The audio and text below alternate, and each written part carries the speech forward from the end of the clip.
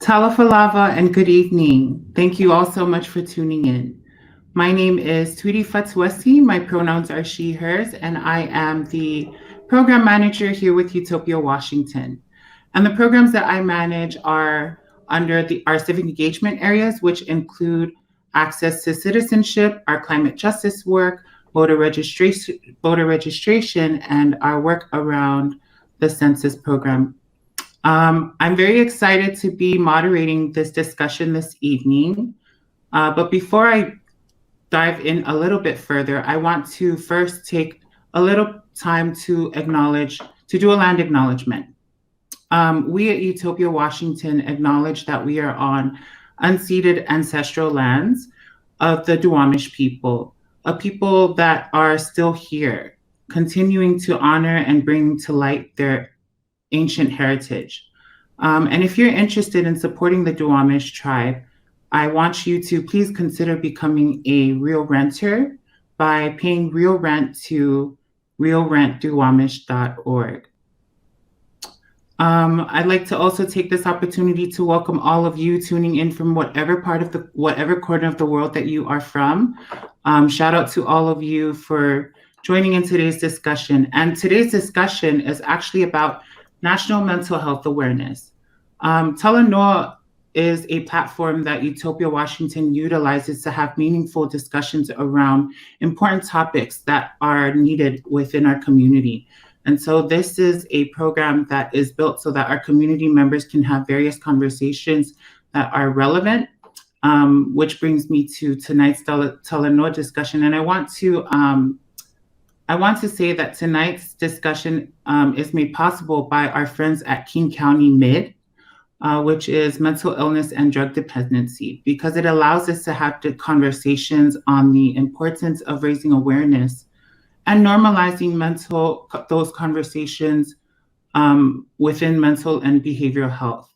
May is also a National Mental Health Awareness Month, and so we found it fitting that we centered tonight's Talanoa around the discussion of mental health awareness. Also, we have an evaluation form that our friends from MID wanted us to invite you to partake.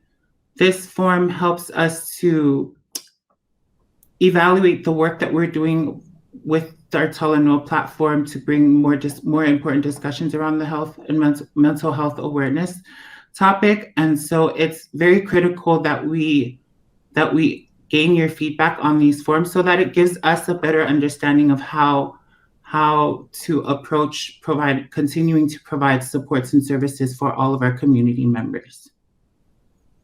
So feel free to take a look in the chat box. It should be included in there. I want to shout out Fania Sibili, who is manning our discussion or our live feed for our chat on social media. Next up, without further ado, I want to invite our panelists this evening. First, I'd like to invite a very important individual who has been doing a lot of civic engagement work throughout the years from our Utopia Portland chapter, also known as Utopia PDX. Please give me a warm welcome for Manumalo Alailima. Hi, Manu. Oa'u Manumalo Alailima, oa'u fo'i o le fa'atane Samoa. Greetings in Samoan. I am Manumalo Alailima. I am known as Malo for short. I identify as Fa'atane, which means in the manner of a man in Samoan, and I use they, them, he, him pronouns. I am the co-founder and executive director of Utopia Portland, or Utopia PDX. It's important for me to be a part of tonight's conversation on mental health awareness because I believe that there is an unnecessary stigma placed on individuals to be and act a certain way, which may cause more harm to someone's mental health status. Bringing visibility to mental health awareness allows for people to not feel ashamed for having conditions that have been far ignored and treated poorly in society. Thank you. Thank you for joining us. It's a pleasure to have you. I'd also like to call upon our next panel member, all the way from Alaska, our Sister Utopia Alaska pageant, Ms. Talanoa Alicia Tolefoa. Welcome, welcome. Talanoa Oloiwo Talanoa Alicia Tolefoa o Lo'o Nofone I Anchorage, Alaska. Talofa, my name is Talanoa Alicia Tolefoa. I am currently zooming from the land of Dina Aonina people in Anchorage, Alaska. I have 2 kids. I think that's something that I would always like to mention. My pronouns are she, her, hers. My daughter's 12. My son is 4. And I'm the treasurer of Utopia, Alaska. The reason why I'm here is I would like to start conversations about normalizing mental health conversations, right? And taking away the taboo of having meaningful conversations about it, because it could prevent bad things from happening to our young people, and especially the LGBTQ community, and so that we can start building stronger and healthier communities. So that's the reason why I'm here. And thank you very much for this platform. We are very pleased that you could join us this evening. Thank you so much for that insight. I'd like to introduce our third panelist this evening, representing Las Vegas, our Utopia Las Vegas chapter. Please help me welcome Sister Monica Lapa. Hello and good evening. My name is Monica Lapa. I am from the beautiful island of American Samoa. I was born and raised. I'm a graduate of Chaminade University.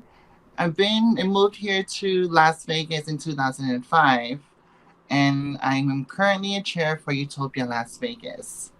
So it's very important for me to be part of this discussion of mental health because it's been an ongoing thing for our community to always try and recognize and bring awareness for our mental health status, and that how important it is not only within our community, and especially for queers, trans, Pacific Islanders, and Pacific Islander community. Oftentimes in our families, we don't have these discussions, because some families are just used to, or some cutie pies are just used to keeping it to themselves or renting to their friends, their social group. So it's important for me to be a part of this. So hopefully we can reach out to not only to our cutie pie community, but also our Pacific Islander community and other community as well, and other parents that are going through times of assisting and accepting the identity of their child. Well, thank you so much for joining us. And I'm really excited to see all of the work that Utopia Las Vegas will be doing, especially around this topic. So best of luck in all of that. And then we have our last panelist this evening, Utopia Washington's very own, Miss Regina Parker. Please put your hands together for Miss Regina. Hello, sister. Talofa, everyone. I'm very pleased to be here. My name is Regina Parker. I reside in Seattle, Washington, and I am the development manager of Utopia Washington. So if you're looking for ways to help move the work forward and help Utopia Washington as a collective to help our communities, I'm your girl. It's very important for me to be here tonight because I want to be part of a collective where we as a whole can normalize these conversations within a home or any kind of space we go to, because it's very important that we do have to unlearn these kinds of stigma and harm that's been in generational harm. So it's very important that we do unlearn them and learn the right way. And I'm very pleased to be here. Thank you for having me, sweetie. Thank you so much. I'd like to invite everyone back to the room because I do have one last I've come up with one last question. I think it's good to sort of do an icebreaker to set the tone, especially before we dive deeper into this topic, because it can get pretty heavy, pretty deep, and possibly develop some triggering feelings with you all. So to make the mood a little bit lighter, I'm just going to ask you all, what magical creature or mystical creature, if you had the choice to be, what would that be? Would anyone care to go first? I'll go. Okay. Well, I guess I'll just be a unicorn. I like to be able to fly somewhere, and then spread like sparkles and sunshine and rainbows everywhere I go. And, I have a horn that I can poke around, for things that I need. So I think that I would be a unicorn. Wow, really fun. I guess I can go. I think mystical, magical creature, I would be magical. I'd probably say vampire. I don't know. I've been watching like Vampire Diaries, if that really qualifies. I've been watching Vampire Diaries a lot recently, and so it's like been obsessed. I've been obsessing over it. But yeah, they have the ability to like seduce people and then make them forget things, not like to get creepy, but like, yeah, they have like, I don't know, they can't die, they're ageless, and so yeah, that's me. I'll go. So I would say that I would sort of like a combination of like a fairy and at the same time like a phoenix. Like someone wants to destroy me, and I'm like, oh my gosh, as like a fairy, and then like I'm like, but I will come back. You can't get rid of me, kind of thing. Very mystical, too much. No, I love it. I guess for me, since everybody took my magical creatures, I guess I would like to be a magical mermaid, because I've always loved the mermaid. I just love the story, and I'm a sucker for love, So I want to be able to, and I also want to I always wonder what goes on down there in that water world. I want to experience that. So if I want to run away from this chaotic world, then I could just go in and just be free. How amazing it would be to just ride with the sharks. Okay. Well, What, Monica? I guess I'll go. I think since Sweetie said she wants to be a vampire, I think I'll be a shapeshifter. I guess I want to be. I'll probably enjoy one year of each other's lives. Probably shapeshifting into another person, and just just enjoy the riches and enjoy the luxury life and enjoy the sorrow at the same time. Help another person. You know what I mean? Since we're talking about mental health, so yeah, I guess I'll be a shapeshifter. I love that. Well, thank you guys for answering my silly question. It was pretty fun, but it's just relax before we get really into the nitty-gritty of this topic. So yeah, I guess we can begin our panel discussion by posing our first question. And I'll leave this one up to everyone to respond. If anyone's willing to go first, feel free to jump right in. Our first question for this evening. Often our LGBTQ communities face a myriad of risk factors and trauma. What are some forms of trauma can you identify that people should be more informed about? Wow. Ooh, that question. I think one of so when you think of trauma, there's a lot that falls under it. There's discrimination, there's harassment, but then and all these emotion, violence, all that. But to me, it all comes down to reception in general. Rejection. Sorry, rejection in general. So it's a like family rejection, social rejection, institutional rejection. And it becomes, it makes someone be a victim of like harassment, discrimination, and all that. And when I say rejection, like as a child, as a queers and trans-Pacific Islander or an LGBTQ member in general, everything starts from your family. And so when you feel that rejection of not being accepted, that rejection can carry on with you for life. There's a few of us that will be over it because we are strong enough. We have strength to overcome those obstacles. And then there's also us that carries it through school.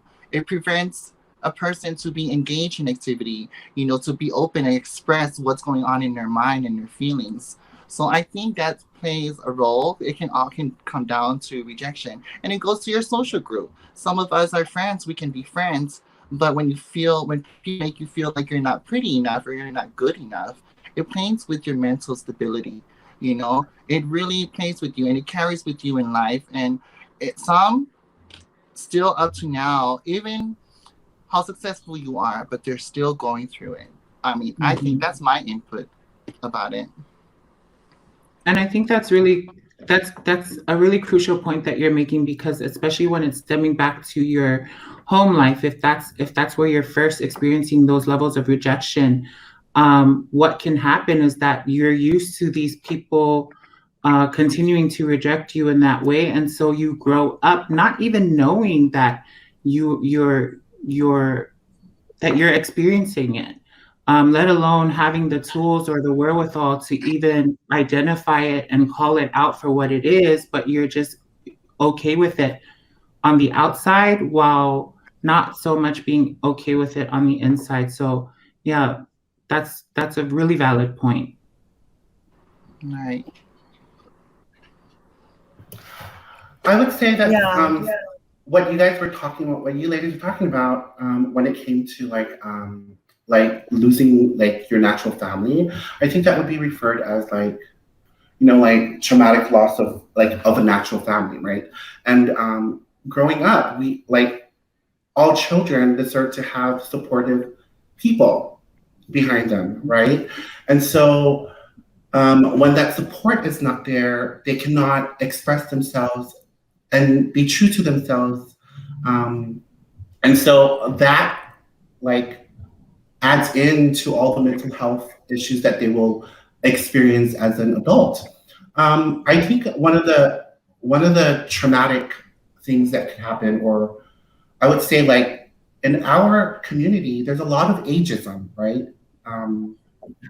Young people, like you cannot understand, like it's almost like, no, you're young, so you cannot have this identity. You cannot choose for yourself, right?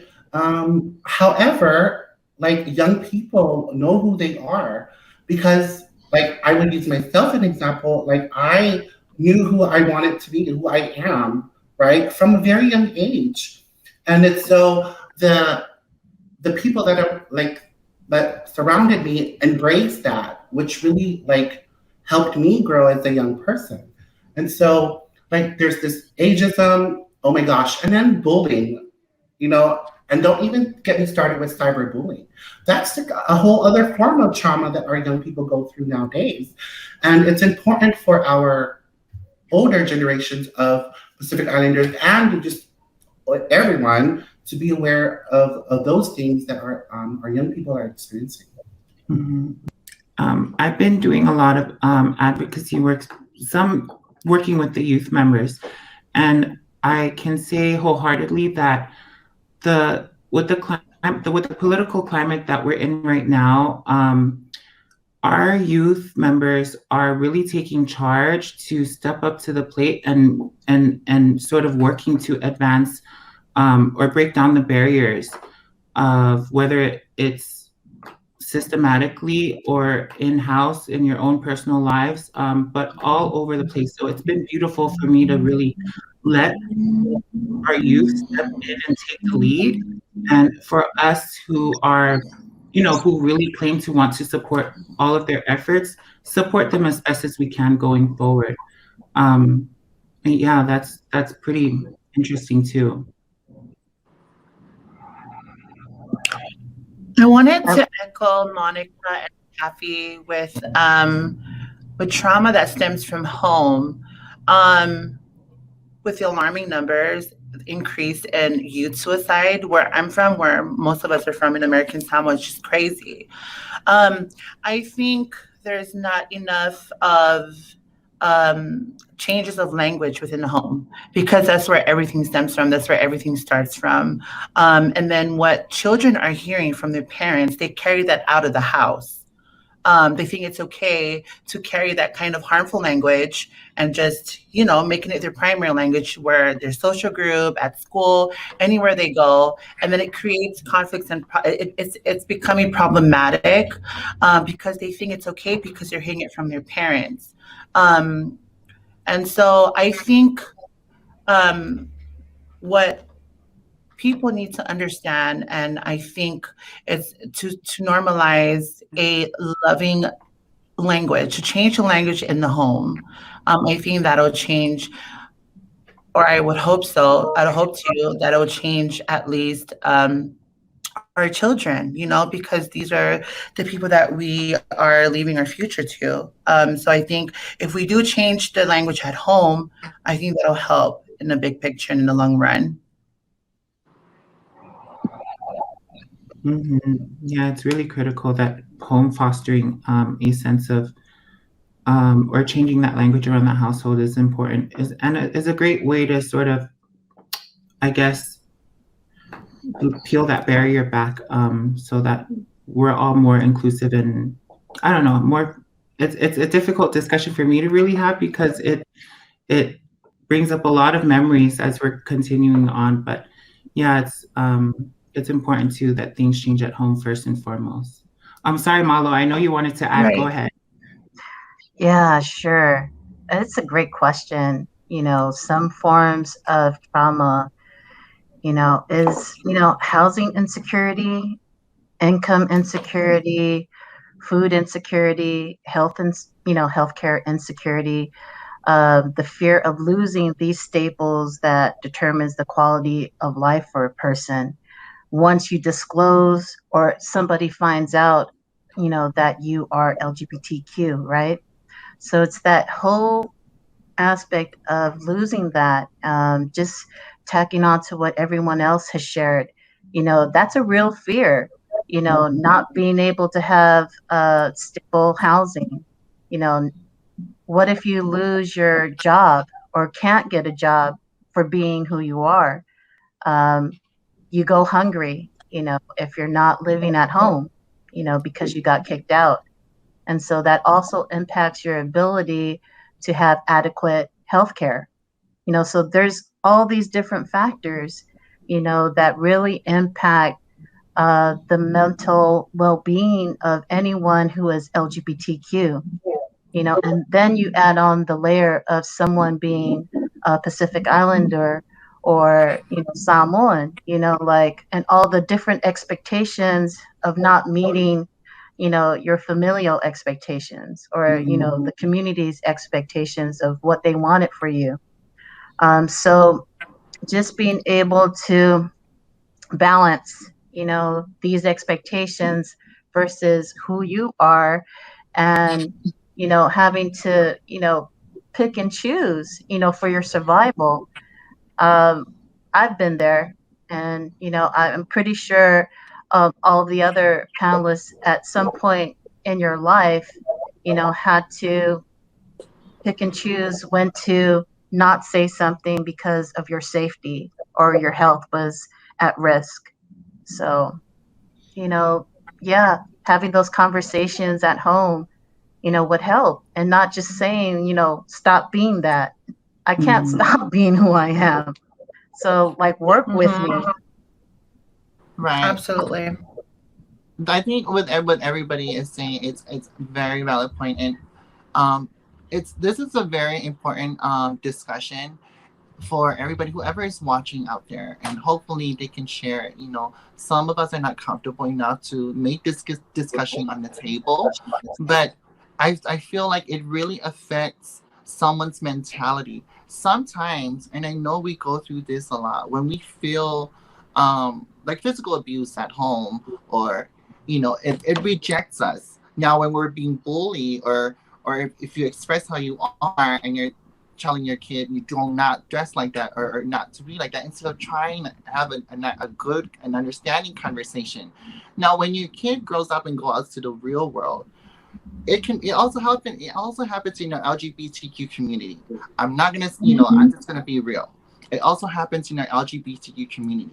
Now we have LGBTQ community fighting for LGBTQ, but when it comes to like what Malo was saying, layering as a Pacific Islander, as BIPOC, a person of color. Now that comes to when you as a person of color walk in, you already feel rejected. You reject yourselves. Sometimes you reject yourself because of what you were used to, or being bullied or were told, because you feel like you're not welcome. It's either how people look at you, or it's how the environment is. You already reject yourself. So if you don't feel that growing up, you would feel comfortable enough, like the majority of us in this panel, to speak up when you're able to. You have that courage. And some of us had that growing up, but now we're okay. Like what Tweety was saying, I have memories. Trust me, we do have memories, but we're strong enough to overcome it. But what about the few other people? There's a lot of them lonely in their home, mentally playing that in their mind, that are not strong enough or have the courage to have the self-care to stabilize their mentality or their mental health. Yeah. Sorry. And I think what I'm getting from this, like it really boils down to having a strong foundation or a strong support system, especially when you're so young and you're easily impressionable. I struggled with in my coming out and growing up and coming into my own. I faced a lot of adversity, but at this time looking back, I'm all the better for it. It's made me a better person. So like, I'm now learning to take the steps to have these comfortable conversations, if that makes sense, to sort of combat or overcome all of the traumas that I've experienced. And it's always been, for me, self-oppression. You're not good enough. You're never going to measure up to that, because there's all of these expectations of you, who you're supposed to be, who you're not supposed to be, what you can and cannot do. All of that's coming into play here, especially when you're tacking on your self-identity as an LGBT person, and then coming from a marginalized community and identifying as a person of color. So like it's definitely something for me personally that I'm working on in the process, but it cannot happen if I don't have a strong foundation. And I credit Utopia Washington and all, like, for giving me the platform to work on that. And I want to sort of like pivot how to Sister Alicia, and please forgive me for bringing this up, but like, how do you take all of the adversities that you face in your life and your identity, and like apply that to your children, because you're such a proud mother of your 2 children that you have? What kind of language do you have to yourself? And if you have an open dialogue with your children to sort of allow them to be who they are, what does that look like for you? I would say that it took time, right? It took time to heal from some of the things that happened to me growing up. But like, when I started embracing myself and like really being honest to like my family, and being honest to all the people that I'm connected to, and just saying, I'm sorry, like I might not live up to your expectation, but I don't care, right? I don't care, and I'm going to be honest to myself. And so I live my life authentically because it's like this life was given to me, right? And wasn't given to you to live it for me or for you to run over me or like run me over, whatever. But it's all of that, right? It's all of that, like accepting who you are and being okay and just having that serious conversation with your loved ones. I mean, that's how it happened for me. And I know that I'm one of the fortunate ones because I was accepted at a very young age. My mom embraced me as a child. I did have some challenges with my father, but my mom was like, "Oh no, this is my baby, and I'm gonna love her for who she is." And so I just wish that more and more parents would be more like my mom. So thank you. And these Sorry. kind of conversations open up parents more. So I hope that's a result of this is a great start to for those out there watching that, hope that other people can become more embracing. Sorry, Monica. Sorry, I wanted because I didn't want to forget to mention it because I don't want it to be too for us to always about the Family Foundation because I want people that are watching to also know this. It also has to do with institution discrimination, social discrimination. It plays with the mental. I would hope that because when we look at companies, sometimes if you're transgender, people bypass an LGBTQ person to promote another person because of their identity, and some of us go to that. And also with our social group, a group of friends, um, I'm gonna be forward with some of the girls. Sometimes when another girl or another LGBTQ person is going through mental problems, issues or drug issues, everything, because they resort to those. Please, you know, you have to understand you're basically discriminating against them, even within your LGBTQ community.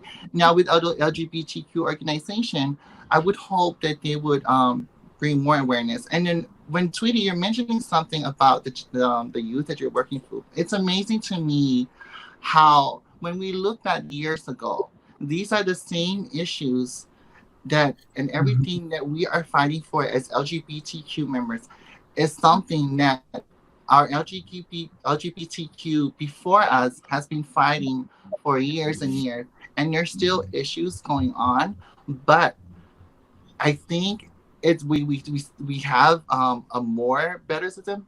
I think it's more better now. The generation now, I wish I was in this generation, because I know they have a lot of spaces and a lot of programs that are promoting and trying to bring awareness. Versus back then, some of us didn't have this. We were faced to fend for ourselves and figure it out as we go. Sorry, I talked too much. I really loved what Tuffy and Monica shared. And I want to piggyback off of what Monica shared about naming a westernized oppressive system, right?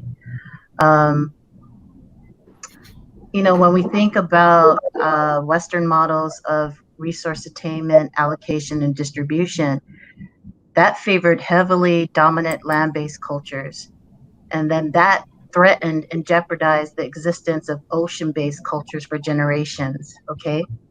So that's proselytization, colonization, militarization, nuclear testing, climate change, all that's impact our oceana homes, and, here we are paying for, proselytization and colonization in terms of how they saw a very, binary and cisgender heterosexual model of how each ocean-based culture should live their lives.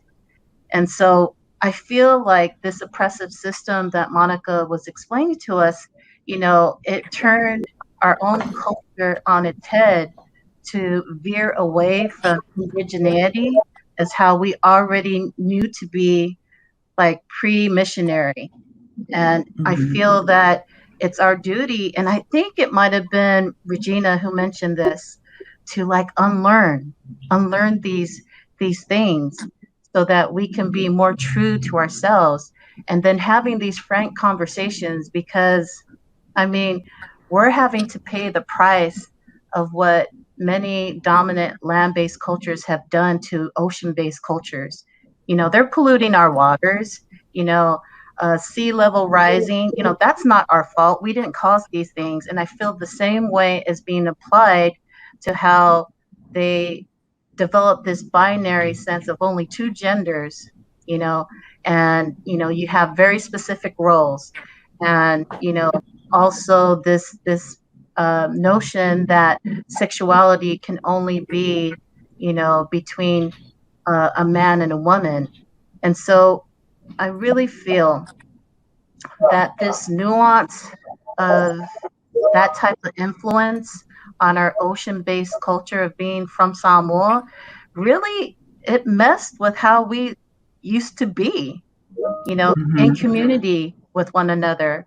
And it's getting back to unlearning those tactics, you know, to oppress us in order for us to be liberated.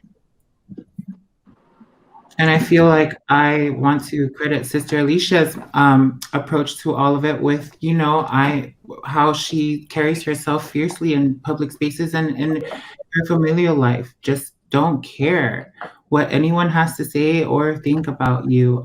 That's like, I'm happy to witness that and see that come out of, you know, everything that you do. I think we should probably move on to the second question, which reads as, according to the APA, American Psychiatric Association, the rate of suicide attempts is 4 times greater in LGBTQ communities and more so for the transgender communities. Why do you think these suicide rates are so jarringly high? And I'm going to request if Regina, if you have any inputs on that, feel free to Thank you, Tweety. You know, to be honest, I cannot answer for everyone, but I'm going to answer this based off of my experience as a trans woman of color. You know, growing up as a very strong Mormon household, everything that I had to learn was very westernized. Everything was just that, you know, it was just between a man and a woman. If you're an in-betweener, you don't belong on this planet, period. And so, you know, growing up with that, I had to overcome a lot of obstacles, and even suicide was lingering somewhere in my brain growing up. But to be honest, I think I'm very strong-willed. And I think that goes a lot for other of our siblings. Unfortunately, that does not apply to all of our siblings. And, you know, I think the reason why there's a very high scale of numbers in suicide is that society just don't know how to just let trans people be themselves. There's no acceptance. As much as you say, for me, when I was younger, so to speak, I always say, oh, I don't care about what they think, my family, when really I do care. I long for that acceptance, you know, I want it. I'm so hungry for it. I always think that, you know, I'm going to be okay. I'm going to be fine. I know someone out there loves me. I don't need my family's acceptance, but you know, it's all a lie. You do want that acceptance. And so some of our siblings are just not strong enough to, you know, hold on to that, have that tunnel vision, you know, and just be like, I'm going to be okay. I can do it by myself. And that is totally not okay. And that's why there's a, you know, large number in suicide within our own community. Is I feel is that it's a lack of acceptance and just inclusion in society, within our families, public spaces, church, everywhere. There's not enough inclusion, to be honest.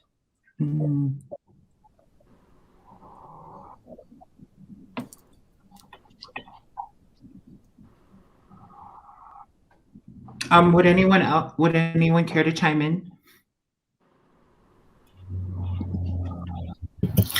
I would say that sometimes people tend to, also like the same idea of dichotomizing, right? Like it's either you support or you don't support, right? But there is a difference between supporting and acceptance, right? Because or agreeing, right? Because we don't have to agree, right? But you can accept me for who I am and the decisions that I'm making. That makes a difference, right? Accept what I have, who I am for who I am, instead of like, oh well, I don't agree, and so I'm not going to support you. No, you can support something that you still don't agree with, right? Especially if it's a personal decision. And I think like so often we're so stuck in this good or bad, like evil versus good, and or like heaven versus hell. Like how's that? Like there's gray areas, okay, honey. I'm sorry about that, but get away with that like yes or no kind of thing because it's not real. Like we're humans, so we just need to support and love each other. At least that's what I think. Yeah, I absolutely agree. And I want to go back to what Monica was saying about the different kinds of generations. Now that we have a lot of support groups, a lot of resources these nowadays that the younger generation can just hold on to. You know what I mean? I don't remember having any kind of these kind of support groups when I was younger. It was always like, you wake up Sunday morning. You were young. I was a young fafafini. You put on a tie, put on an ifai gown. You're supposed to go to church. That's it. And you don't want to. It's like, oh, where am I? I don't even want to do this, but you don't want to. You have to do it. You have no choice. Where do you run to for support? You can't run to your parents or your family. You can't run to your pastor. They would never understand because, like what Taffy was saying, heaven and hell, period. There was nothing in between whatsoever. There is no room. You cannot run nowhere for support. So you just bottle everything inside. You know what I mean? And if you're not strong enough, that's just how life is these days. But, to whoever is watching this live tonight, I want you to know that you are loved, that someone cares for you. And, there's always room for support, period. There's no heaven and hell. That is not real. I'm going to tell you that. Okay.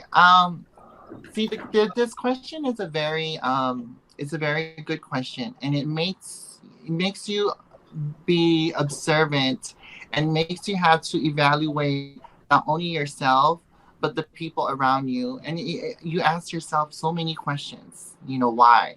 And then it comes to what we're discussing and what we're bringing tonight, which is our mental our mental status. A lot of it is because with the transgender community, it's depression. There's depression, there's a feeling of loneliness, there's a feeling like a sense of belonging, there's a feeling of they feel neglected, when all that is out and there's nobody to turn to but themselves. And the majority of these people that the numbers that are increasing is because these are individuals who are not who don't have the necessity or don't have anybody to turn to when they needed help the most. And most of the time it's because they're not comfortable. And sometimes we tried so much and everybody would try to promote and do programs, but we have to do more. We have to continue to do better. We have to continue to reach out instead of having people reach out. Don't set up an institution just to set up an institution for people to come to you. Set up an institution because you had a mission that you wanted to provide when you first started that institution. Now go out and reach out. Don't expect people to reach out to you. And that's a lot of the things that I realized, me and our organization is starting and then going around and trying to network, that's what I noticed. Sometimes you have to attend this stuff. You have to reach out to these people, and it boils down to an individual as a transgender person, a feeling of rejection. They reject themselves. And then when they're going through a lot with depression, sometimes it's your friend. That's why it's very important for you that is watching, to listen to your friends. Don't add on to the problem, or don't point that that's wrong or what you're doing is wrong. Ask, how may I help you? What can I help you with? You know, because when individuals don't find that and all doors are shut, they only resort to one thing is, let me get rid of this pain. Let me heal the pain. So that's why I think this increasing numbers of suicide is very high. It's because of that. They feel loneliness. And why? Because we're not, sometimes we need to do more. I'm sorry to say, but yes, we are doing, but sometimes we have to reach out, and I know a lot of you, and that's why I'm very thankful, and I learn from Utopia chapters, because I piggyback and I nitpick from your minds, like from while Malo is running stuff, Taffy is, and then your staff, what can I pick off of that? And I see you guys reach out to the communities, and reach out to, hey, are you okay? Check on someone. For our sex workers, transgender that are sex workers, so oftentimes they go through a lot and they resort to substances because they want to numb the pain. But what are we doing? Are we reaching out? Be a friend, reach out. Don't judge but what she's doing or whatnot, but help, lend a hand. Even if it's no, they don't want it, or even if you have personal issues, leave your ego and your pride on the side, but be helpful and lend a hand. I'm loving this panel. I feel so blessed. Hearing from Yes. Topsy, Gina, and Monica. I mean, like, depression, yeah.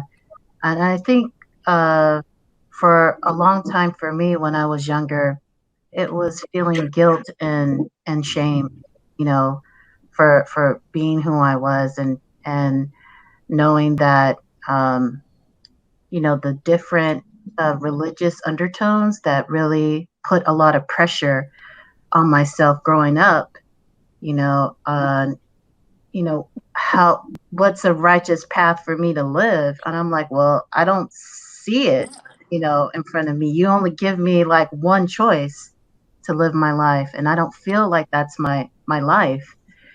And so I think for any young person that's watching, give yourself grace.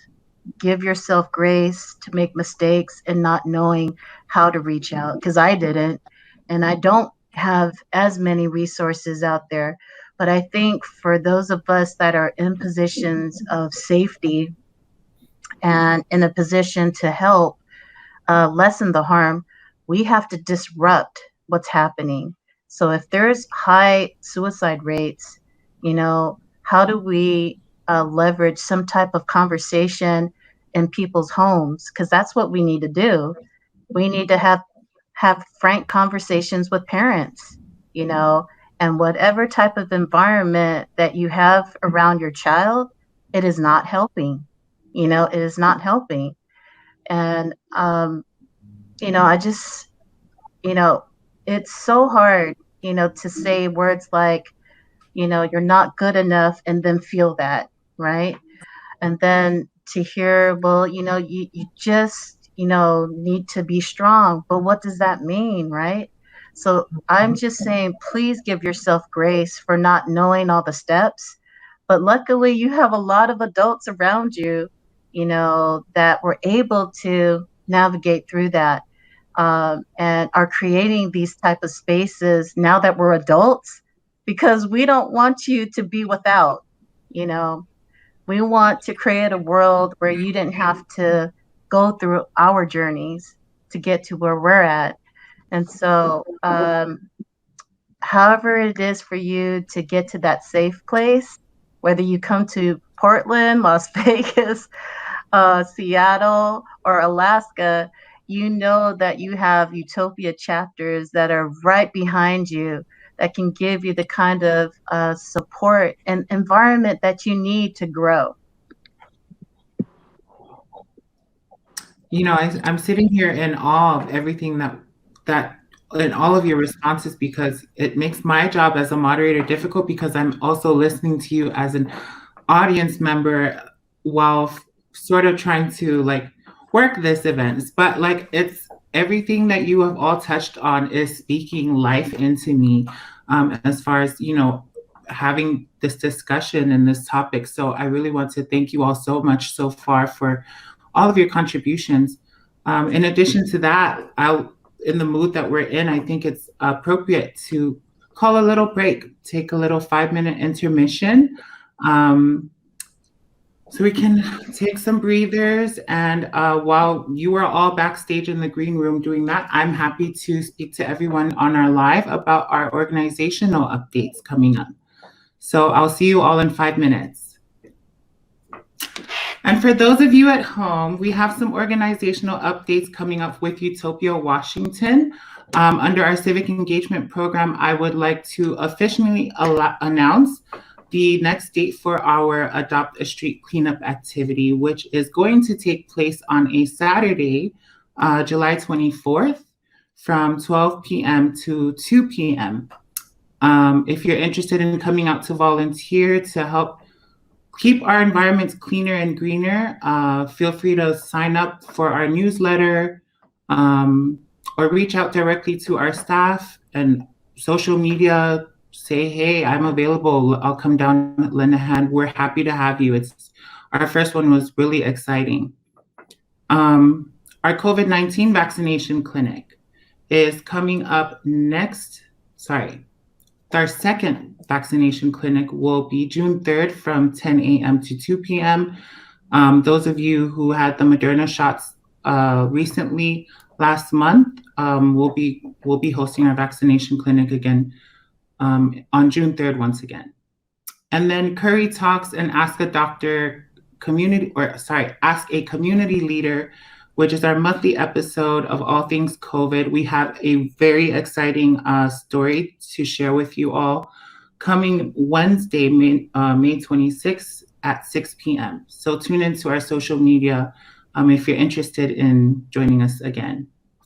And then our new development is our closet and pantry, which is our new possibilities closet, and our community food pantry is now open and available. If you are interested, we are taking by appointment only Wednesdays and Fridays every week from 11 a.m. to 4 p.m. Feel free to touch base with Alira Keener, who is managing our closet space as well as our pantry. And this pantry is not specific to Cutie Pie individuals. It's open up to the community. So if you're in need of any dry perishable food items, and if you're on a job search and would like to donate or come and go through our closets and are in need of those clothing items, we welcome you to come and take a look and see what you can give or take.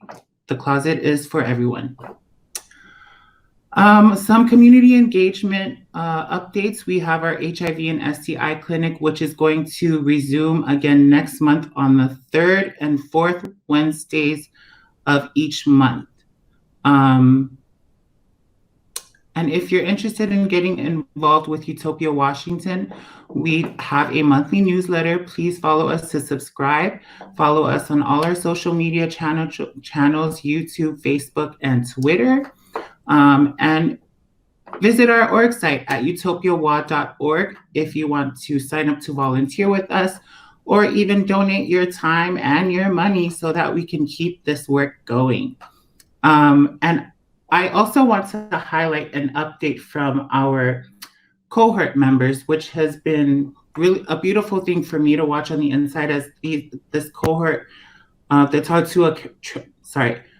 to a Trans cohort is comprised of 35 individuals within our Cutie Pie community who are working to cultivate their leadership development and advocacy work. And so they've been working every Mondays, or they've been putting out every cultural related materials to highlight the Cutie Pie community every Mondays for the month of May.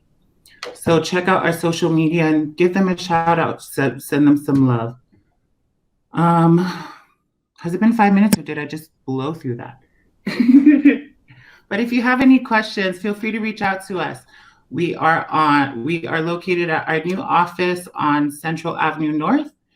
And yeah, reach out to us via email, utopiamail.org, utopiawa.org, if you want to get in touch. But yeah, moving our program along, I'd like to invite our guest panelists back to continue our conversation.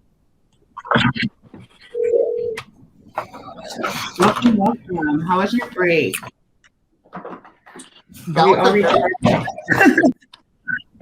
Like a 5-minute puff.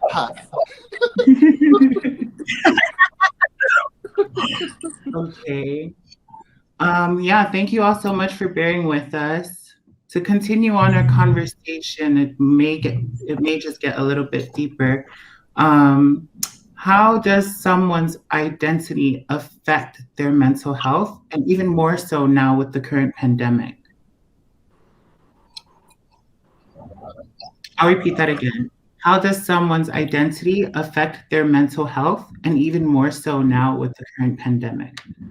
Alicia, would you like to go first? Sure, I'll go. So, as human beings, we're social creatures, right? The pandemic has really elevated the need for human interaction, right? And not just like transactional interactions, but more of like transformation. We need more transformational transactions, right? With people. Like we need to stay away from like, oh, I'm only going to reach out when it's going to benefit me or when we have something that we need to do, right? But more of really go down deep and like really know who you're connecting with. And we yearn for like authentic, real human connection. And so I feel like, like with the pandemic, it was very hard for some people to actually be able to have that connection. And so they were isolated away from society. And more people of color struggled, right? Especially young people. And so with so much closure going on, like, businesses and agencies and organizations not being able to provide the services that they used to provide, it really showed how much like we really need to change, like at the systems level, right? To support the LGBT community. Thank you so much for that. Regina, what are your thoughts?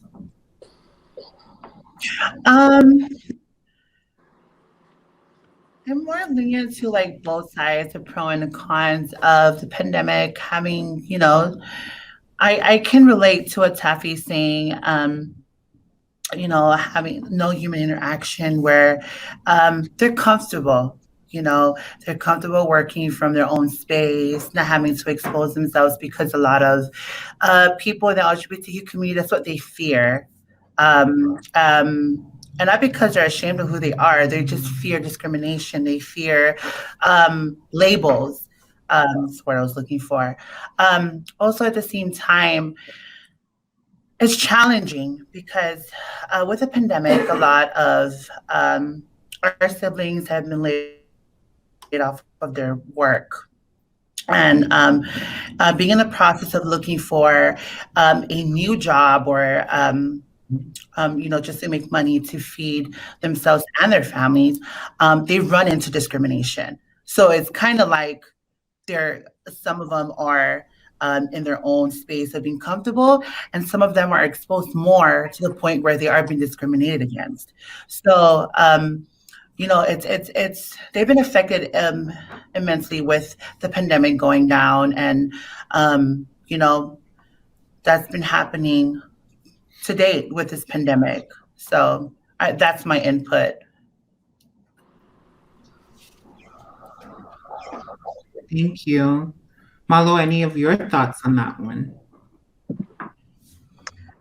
Yeah, again, Tuffy and Gina, you're tough acts to follow. But, I do think about many of our folks in not just our cutie pie community, but our Pacific Islander and greater LGBTQ community, where folks did lose employment as well as reduce their hours of work and employment.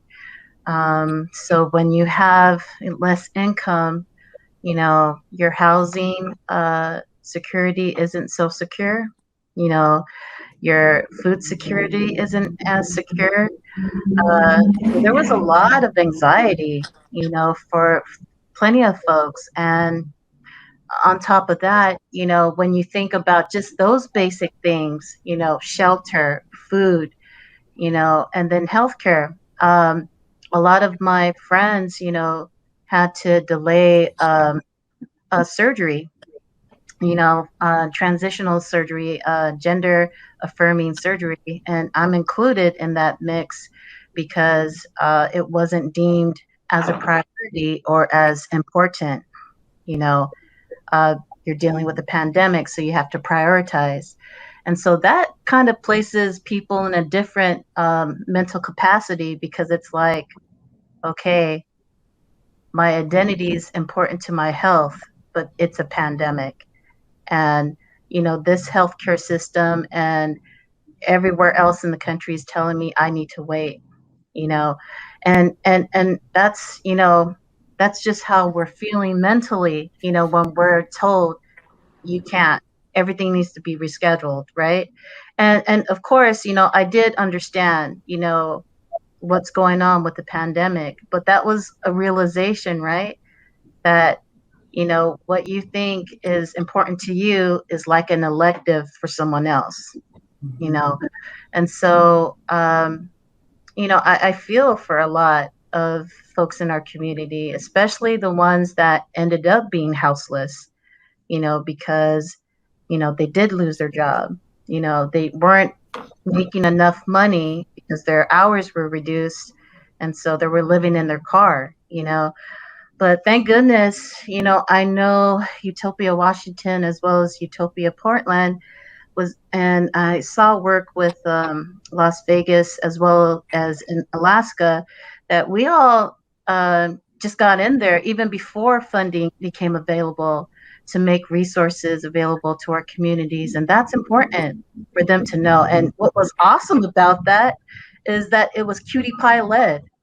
We were helping everybody, and it was, I felt like, that visibility and strength of, our cutie pies are going to take care of all of our people, and in the communities that we intersect with.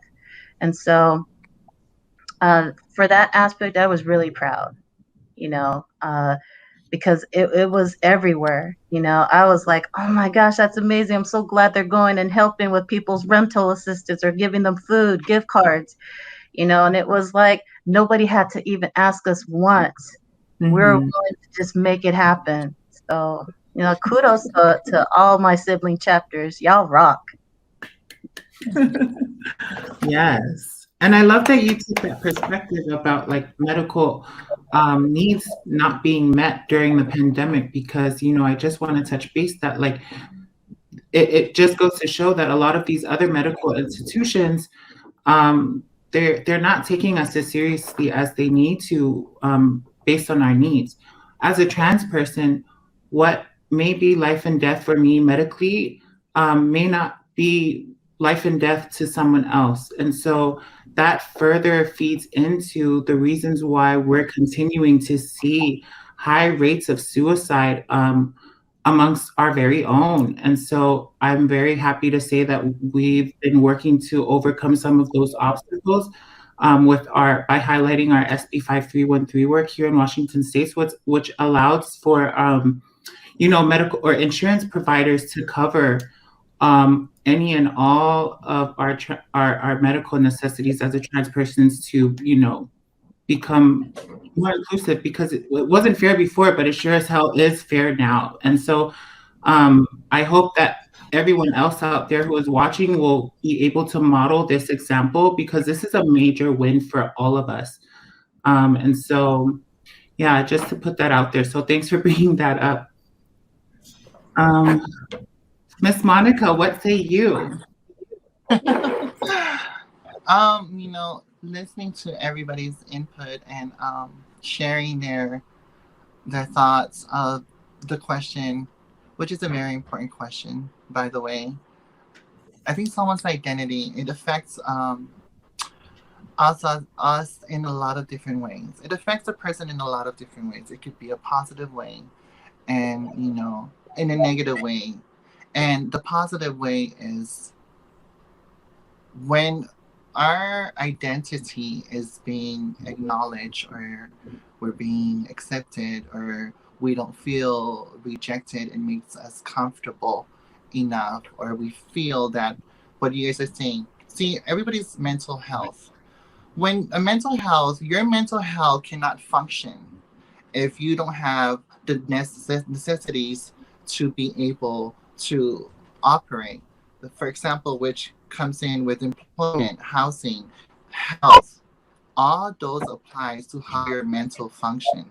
So if your identity and as a transgender person and we don't have the resources, or you don't have the resources to get to, like for health, and with the current pandemic, a lot of us in the LGBTQ community, not just as cutie pies, but the LGBTQ community as a whole are still having a hard time, finding health insurance, because in a hospital, it's very, very hard for some of us that are not work, or like sex workers, or are not fortunate enough to have the income to provide all that qualities or all that necessities to be able to have a stable mental status.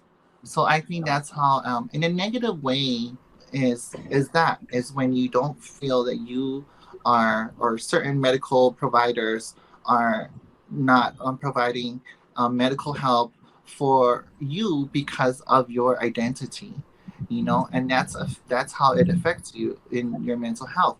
It affects you at work when you're not being acknowledged at work, or companies are not doing so much programs enough at work to make them feel accepting, and that's why it's identity affects our mental health in both ways. And with the current pandemic, that's part of it. Housing. And I commend a lot of the Utopia chapters that dive in and totally try to get that's one thing as an islander, is we not only focus on our cutie pies, but we focus on all of us as a whole, no matter where you come from, or how you identify yourself. Mm-hmm. Yeah, and I agree to that too. Like, we can't win unless we're not fighting just solely for ourselves, but everyone reaps the benefits. So I think that's a great way for us to segue into our next question, which sort of goes along the lines of recovering, or what you can do. But anyway, let me read this along. There is an increasing amount of awareness efforts when it comes to mental health, and a lot talk about self-care. How would you define the term self-care, and what does self-care look like to you? Allow me to go through that again. There is an increasing amount of awareness efforts when it comes to mental health, and a lot of talk about self-care. How would you define the term self-care, and what does self-care look like to you? I'd like to direct this question to Miss Alicia, if you would please. Yeah. Thank you for the question. Okay.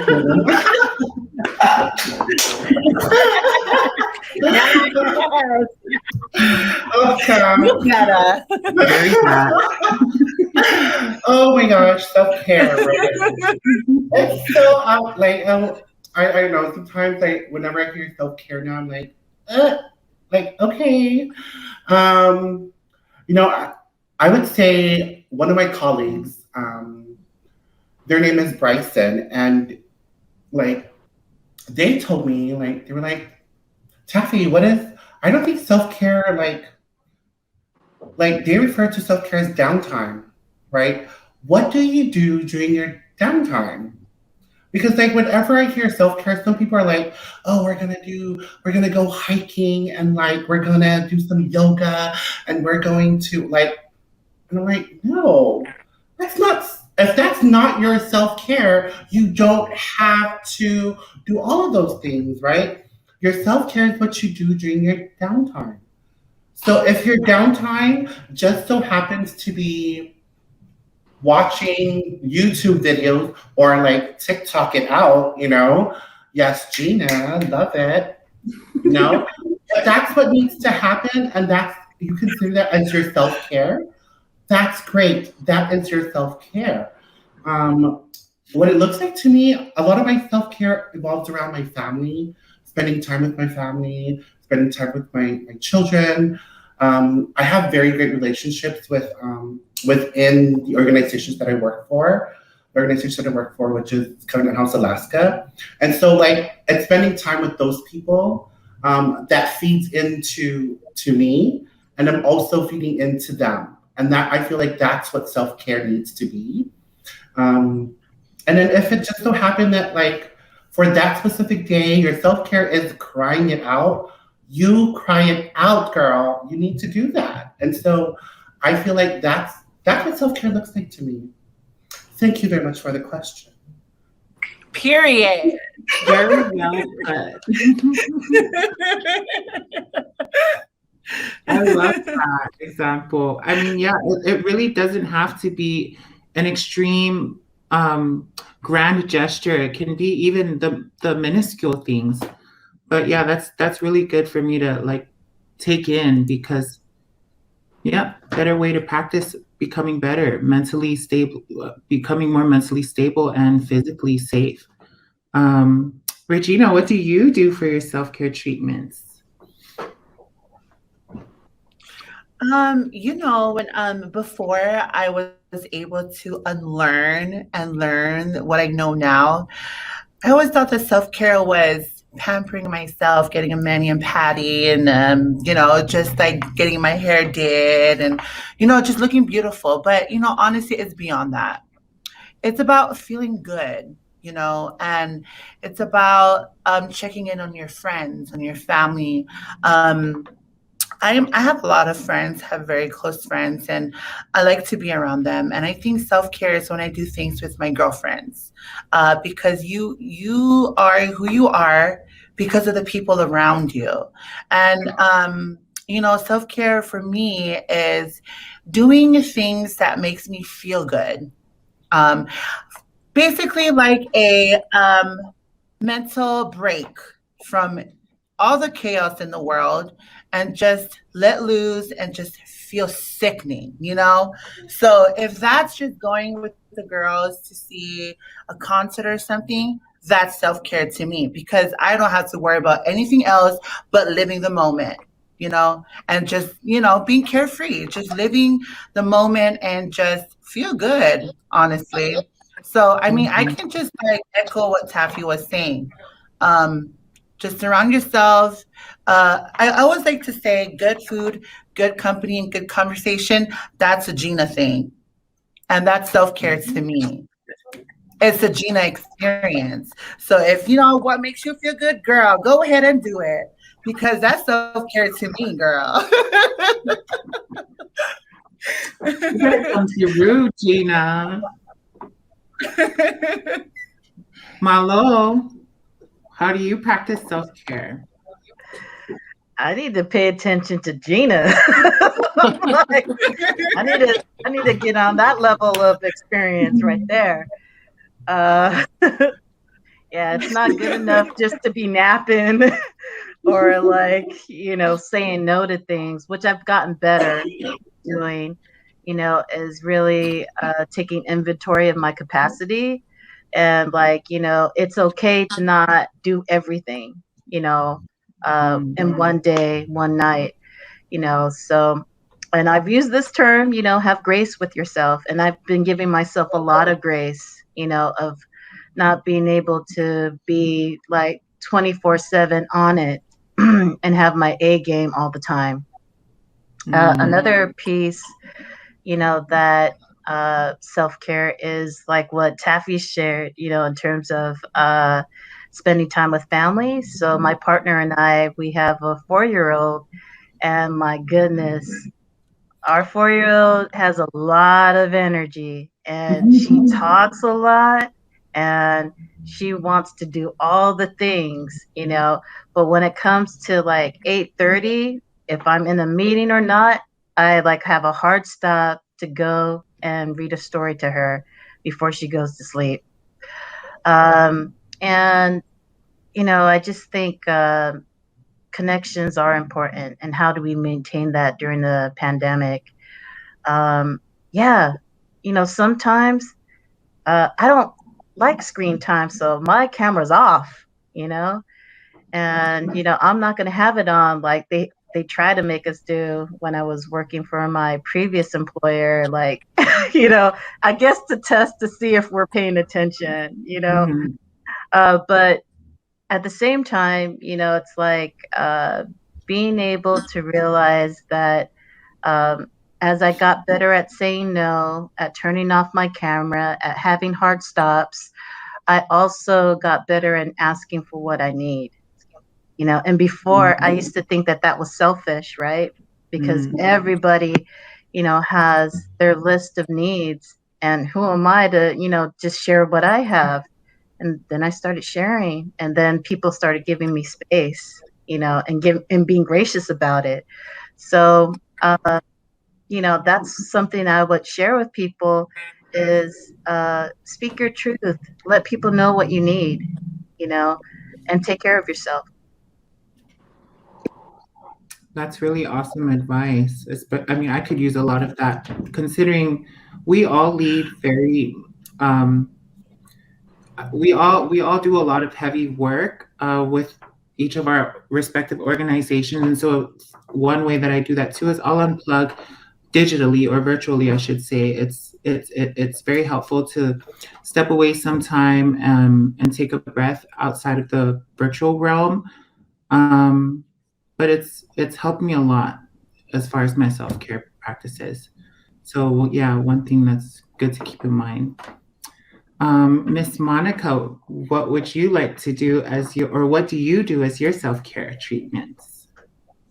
Well, to me, self-care, every person, self-care is a priority. Self-care to me is, when you develop a practice to just engage and reduce, a lot of things that are not beneficial to your well-being. And what self-care looks like to me is when you're feeling happy, or you practice self-care sometimes when there's a confrontation or when there's conflicts. you know I practice how I practice my self-care. Sometimes you have to mute out things when you know it's not going to help you, because you have to put yourself first. Because if you let others and opinions of others matters to you, which a lot of us tend to fall into that, you know, especially on how we look and and certain things and what we should do. Sometimes people are often just worried about, oh, you should do this, you're that. But you have to develop your own. Sometimes you need to wait, like what Malo was saying. Sometimes you have to to teach people or to talk to people on and what you're feeling at the time. So it could be when hang out with people, or if it's a group of toxic people, and you are always draining or stressed, or you feel lonely at times, remove yourself from it. You can say, you can say, oh, I can't make it. You can remove yourself from that situation. Find other people that you don't have. There's no need for drama in your life if you have other, because some people are too worried about their stuff, but they forgot that every individual has personal experience that they're going through in life. And they worry about themselves instead of asking how that person is feeling. So that's how I practice my self-care. Sometimes when it comes to confrontation, or okay, Because if it doesn't matter to you, if it's gonna drain your energy, why feed into it? You know, steer a conversation to a different subject, because you have to put yourself first. You have to make you as your priority. That's what I think self-care is, and to me, everybody needs to understand that and hang out with a group of people that understands you, are there for you, not there for you when they benefit them. You know, are there for you regardless of what you go through in life. So you have to practice. Those are some of the things you have to practice. Take care of yourself first, and that's how self-care should be. I wanted to say something. Malo was mentioning something about when you feel like you're being selfish. That is very true, because I've experienced it. And you know what? It is okay to be selfish. Your mental health is very important, and that's why you bottle up a lot of things to the point where when you explode, it is not beautiful. So it is not pretty. So it is very important that you be selfish. Take care of yourself before you take care of other people. You cannot be damaged and then taking care of another person, because it doesn't work that way. So it's okay to be selfish, take time for yourself, and just regroup, rebuild yourself, and just go out there and do what you do best. You know what I'm saying? So thank you for mentioning that, Malu and Monica. It's okay to be selfish. If you're watching this, it is okay. Take care of yourself. Take care of your mental health. Yeah, and just to echo on that, you know, it really falls down to one's own capacity. If you're not taking care of yourself first, you can't take care of the next person. And so I respect that being able to draw boundaries by saying no, or no, this is not good for me. This is going to do more harm than good for me, and being able to tell others that that's not something I'm comfortable with, or even, like, you know, pinpointing it. That should also be celebrated, as far as taking the steps to a healthy mental state and taking care of yourself. Wow. Sorry, that was kind of deep. It's all in self-care, right? Self-care, girl. Okay, I'm loving all of it. Well, thank you. I promise I'll get you guys out on time, but I want to really take this time to thank you all so much for your leadership and your voice in normalizing this conversation. It's really important that my hope is that others are also tuning in and taking some feedback and implementing them into their lives, so that, you know, it opens up healthier discussions around mental health and mental health awareness. So yeah, we on behalf of Utopia Washington would like to thank you all so much for your leadership once again. And I want to also take this time to invite all of our viewers at home to fill out an evaluation form that's available in the chat in the description box. And thank all of you as well for tuning in. And I hope you all learned something very valuable as much as I have. And Tweety, can I say something? One more thing. I think I think it's after this discussion, I feel like there is a call out to action, right? And that we all, not just LGBTQ community, not just the QTPI community, but there are ways that our cisgender siblings and family members can support, the young people, right, in our own communities around us. And so it's a call to action. You don't have to be a psychiatrist to actually help someone, or to have some conversation.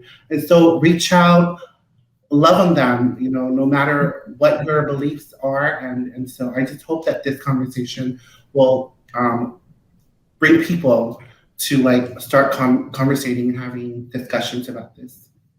Thank you. No, thank you for bringing that up. That's a really great advice for everyone to heed, especially going forward. But yeah, without further ado, I really regret that we can't do this in person, but thank you all so much for your wisdom and your insights. And I hope we can get together soon in the near future. But good luck and good evening. Good luck with all of your work and have yourselves a wonderful evening. Time to go do some self-care. Thank you, guys. Thank you. Bye. Thank you so much. Thank you. So far, so far.